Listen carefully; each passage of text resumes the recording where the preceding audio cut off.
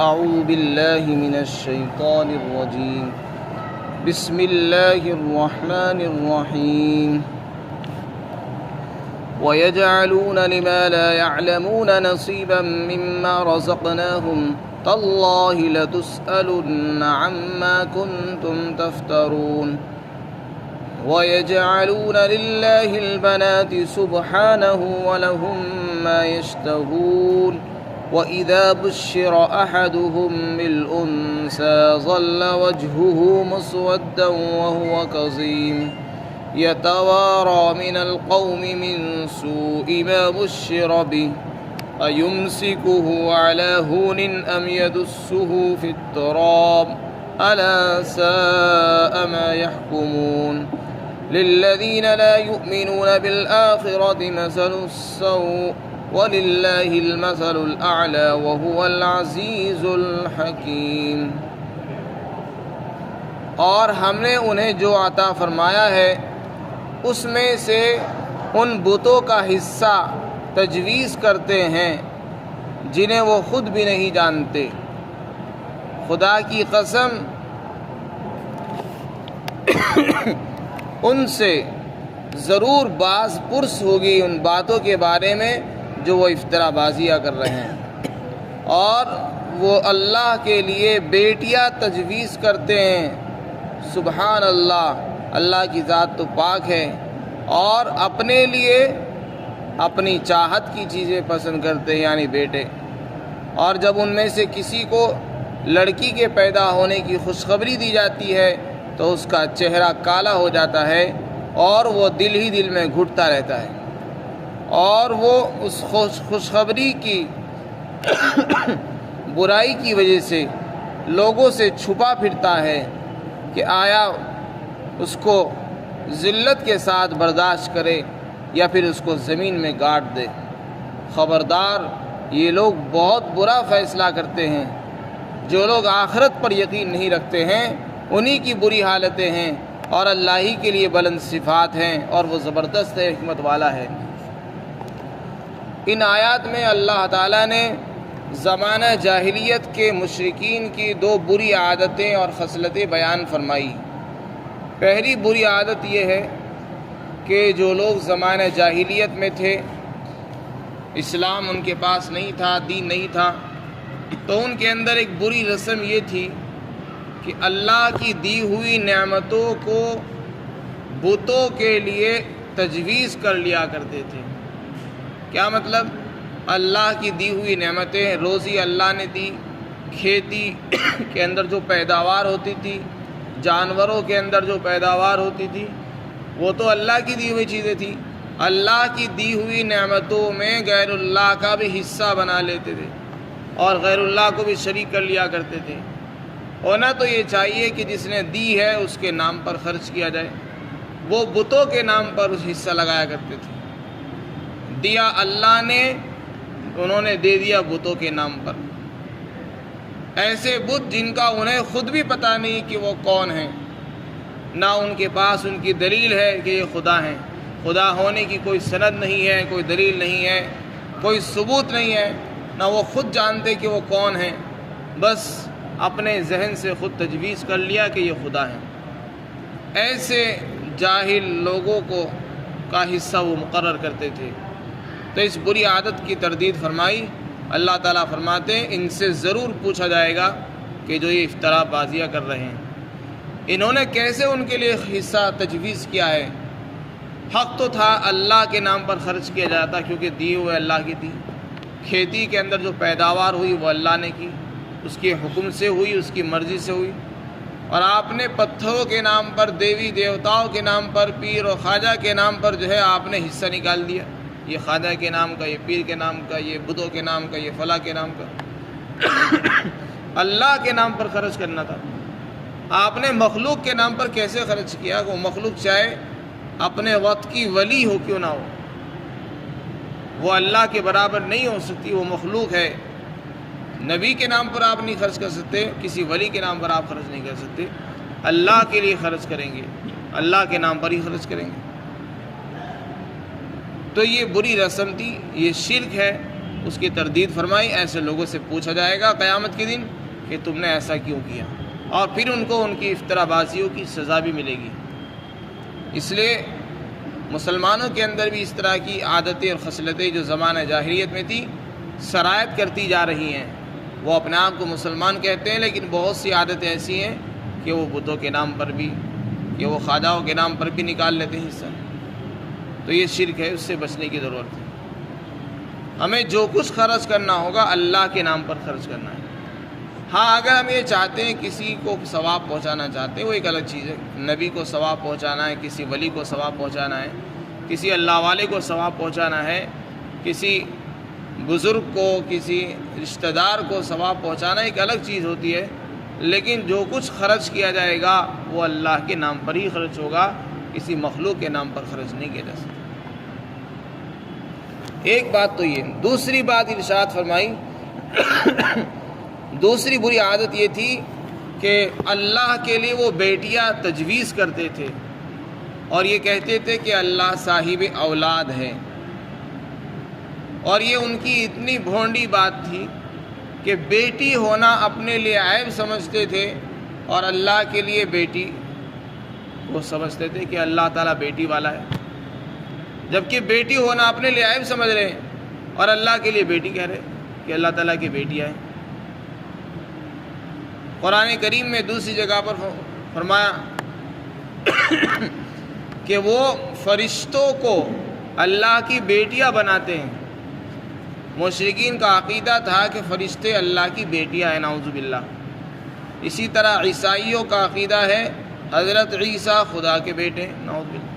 یہود کا عقیدہ تھا کہ عزیر علیہ السلام اللہ کے بیٹے، وقالت الیہود عزیر ابن اللہ وقالت النصارى المسیح ابن اللہ، قرآن میں اللہ نے فرمایا۔ تو اللہ تعالیٰ تو اولاً اولاد سے پاک ہے، وہ تو قرآن میں خود فرما رہا ہے لم یلد ولم یولد،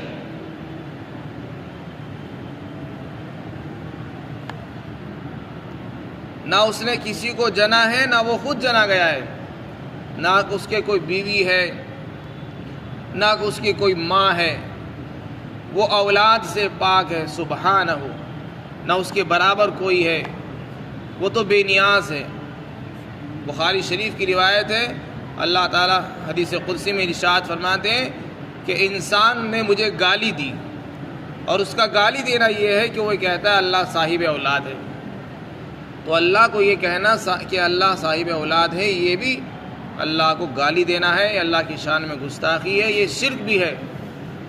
کیونکہ جو اولاد ہوگی باپ کے ہم جنس ہوتی ہے، انسان کا بیٹا بھی انسان ہی ہوتا ہے، تو خدا کا بیٹا کیا ہوگا؟ وہ بھی خدا ہی ہوگا۔ تو خدا تو ہم ایک مانتے، تو دو کیسے ہو سکتے ہیں؟ جب خدا کی اولاد ہوگی پھر تو خدا دو ہو جائیں گے، اور جب دو ہوں گے تو یہ شرک ہو جائے گا۔ تو اللہ کے لیے اولاد ماننا یہ بھی شرک ہے، اللہ کے لیے اولاد ماننا یہ شرک ہے، کیونکہ اولاد جو ہے وہ باپ کی جنس سے ہوتی ہے، دونوں کی جنس الگ نہیں ہوتی۔ انسان کا بیٹا انسان ہی ہوتا ہے، جانور کا جانور ہوتا ہے۔ جانور کی جو اولاد ہوگی وہ جانور ہی کہلائے گی، نہ کہ انسان۔ تو جو ذات خدا ہے اولا تو اس کی اولاد نہیں، اگر ہم اولاد کہیں گے تو اس کا مطلب یہ ہوا کہ ہم اللہ کی جنس میں کسی اور کو بھی شریک کر رہے ہیں، اور یہ شرک ہے جو اللہ کو برداشت نہیں۔ تکاد السماوات یتفطرن من فوقہن، قریب ہے کہ آسمان پھٹ جائے، وتنشق الارض، زمین پھٹ پڑے۔ یہ اتنی بڑی بھاری بات ہے، اس قدر گستاخی کا جملہ ہے اللہ کے لیے اولاد کہنا۔ اللہ تعالیٰ قرآن میں سورہ مریم میں ارشاد فرماتے ہیں کہ آسمان پھٹ پڑے، زمین اور پہاڑ ریزہ ریزہ ہو جائیں، اس قدر سخت بات ہے۔ یہ بھی اس کو برداشت نہیں کر سکتے، جبکہ انسان اللہ کے لیے ایسی باتیں تجویز کرتا ہے۔ تو ان کی بھونڈی بات اللہ تعالیٰ نے ارشاد فرمائی کہ اللہ کے لیے تو اولاد کیا بیٹیاں تجویز کرتے ہیں اور اپنے لیے بیٹے پسند کرتے ہیں۔ یعنی اگر اپنے گھر میں لڑکا پیدا ہوا تو خوش ہوتے ہیں، کیونکہ اس کو سمجھتے ہیں کہ یہ ہمیں فائدہ دے گا۔ انسان کو نہیں پتہ کون فائدہ دے گا، لڑکی فائدہ دے گی یا لڑکا فائدہ دے گا، اس کا الٹا بھی تو ہو سکتا ہے۔ جبکہ لڑکیاں تجربہ اور مشاہدہ یہ بتاتا ہے بیٹیاں زیادہ نفع دیتی ہیں، باپ کی ماں کی زیادہ خدمت گزار بیٹیاں ہوتی ہیں، بیٹے کم ہوتے ہیں۔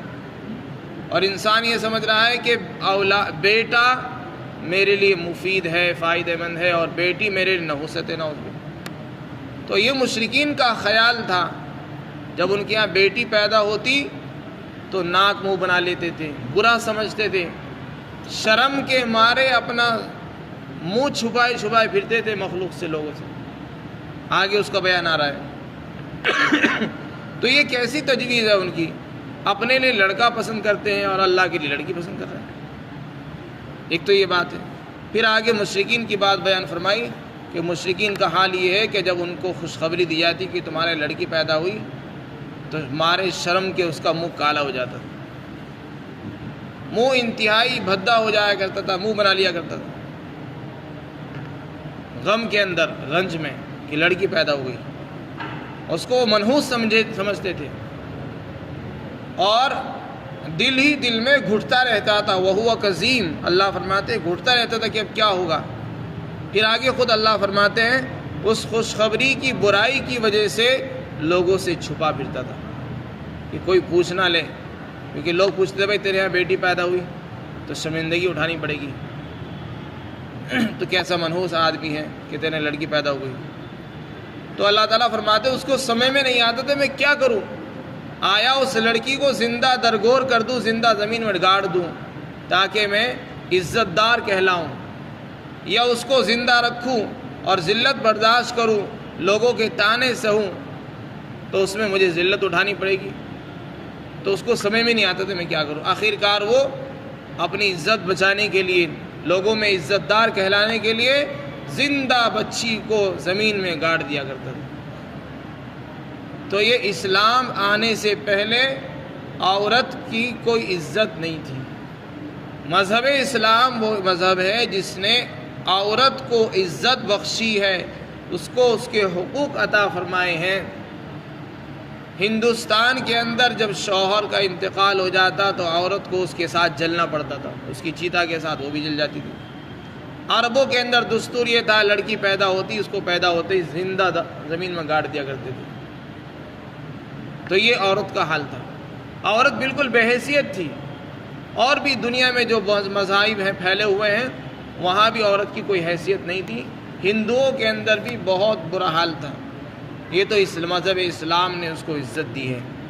اللہ نے عورت کے حقوق بیان فرمائے، بیٹیوں کی پرورش پر اجر و ثواب بیان کیا ہے، عورت کو اس کا مقام دیا، اس کو عزت کے ساتھ یہ کہا کہ تم گھر میں رہو، گھر کی ملکہ ہو، گھر میں عزت کے ساتھ زندگی گزارو اور گھر کے کام کاج انجام دو۔ یہ اللہ نے اس کو عزت دی۔ والدین جب وہ والدہ بنتی ہے، ماں بنتی ہے، تو اس کا ایک مقام بنایا، اس کی قدموں کے تلے جنت ہے اور باپ جنت کا دروازہ ہے۔ اور بیٹیوں کی پرورش پر اللہ نے وعدے فرمائے ہیں، اجر و ثواب کے وعدے ہیں، وغیرہ وغیرہ، بہت سی اس کی فضیلتیں آئی ہیں قرآن حدیث میں۔ تو یہ ساری باتیں مذہب اسلام کے آنے کے بعد عورت کو ملی ہے۔ لیکن آج کی عورت ناسمجھی، وہ ملحد اور بے دین لوگوں کے بہکائے میں آ کر اپنی عزت کو تار تار کر رہی ہے اور عریانیت کے ساتھ باہر پھرنے کو اپنے لیے فخر کی چیز سمجھتی ہے، جبکہ اللہ تعالیٰ نے اس کے لیے عزت کہاں بتایا؟ گھر میں۔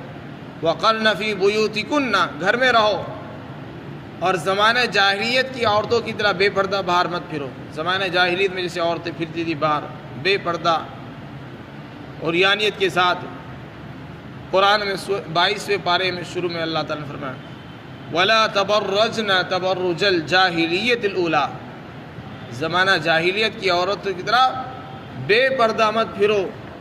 عزت اس میں نہیں ہے، عزت اپنے آپ کو چھپانے میں ہے۔